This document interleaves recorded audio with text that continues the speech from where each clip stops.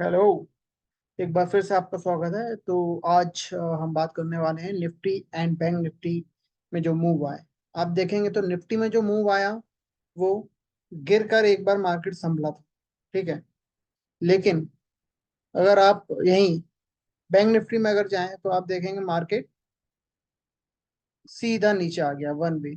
सो इन दोनों ही बातों के पीछे एक कारण रहा होगा, एक प्राइस एक्शन रहा होगा। तो वो क्या था, चलिए अगर देखते हैं। ठीक है।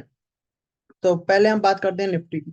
आप देखिए निफ्टी में एक जो लेवल था, प्रेस डिमांड जिसे हम कहते हैं। ठीक है। जो लेवल आ रहा था वो देखिए इस लेवल पे आता जो ऑलरेडी हमारा मार्क था मार्केट के एनालिसिस से पहले ही। ठीक है। तो यहाँ पर मार्केट आया जो इसे आना था। ओके।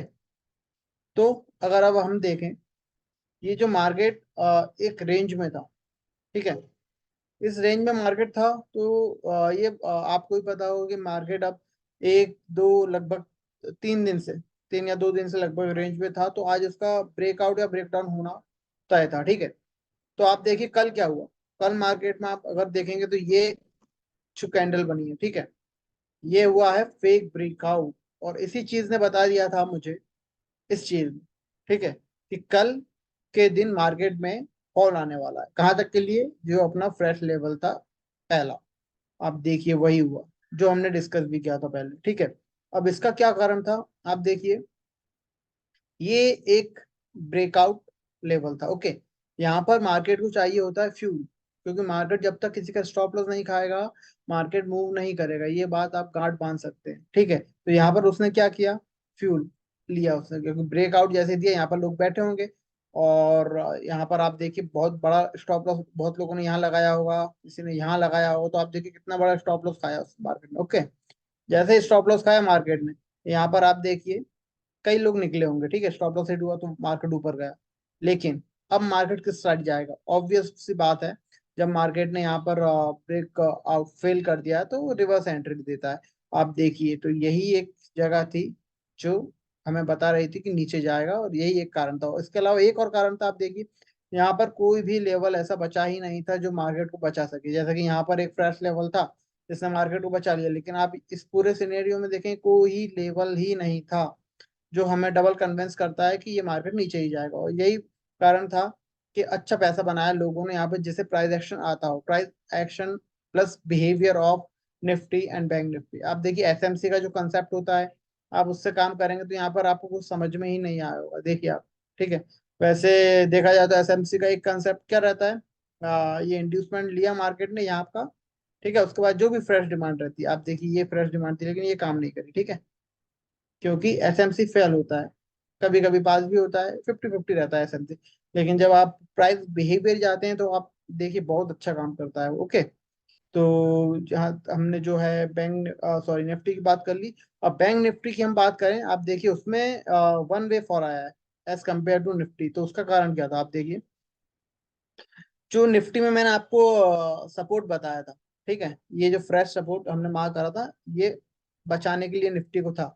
लेकिन अगर आप बैंक निफ्टी की बात करें तो आप देखिए यहाँ पर ये एक सपोर्ट था जो कि ऑलरेडी इससे टेस्टेड था। ठीक है। इससे या फिर इससे एक बार हम देख लेते हैं इसको। ऑलरेडी टेस्टेड एरिया था। आप देखिए एक तो ये था जिसने बाकायदा रिस्पेक्ट किया था। ये देखिए अब ये फ्रेश जोन था जो कि इससे टेस्टेड था। ठीक है। ये कल की जो कैंडल आई थी से टेस्टेड था। लेकिन जैसे ही आप देखिए अब यहाँ पर इसने इसका ब्रेक डाउन दिया, फिर इसे नीचे बचाने के लिए कुछ था क्या? आप देखिए प्रेस कहीं से कहीं तक कुछ नहीं था यहाँ पर। सिर्फ ये एक एरिया है जो कि फ्रेश था। ठीक है। हमने ऑलरेडी मार्क करके रखा है।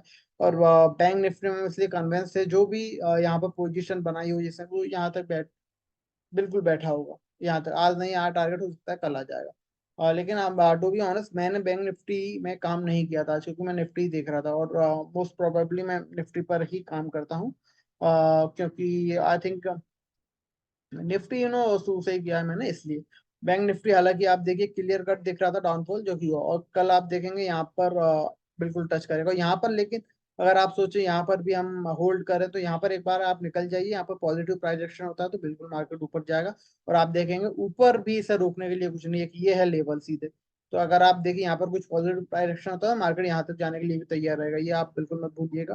ठीक है, तो बैंक निफ्टी और निफ्टी की बात हमारी हो गई कि आज इसने किस तरह से मूवमेंट दिया।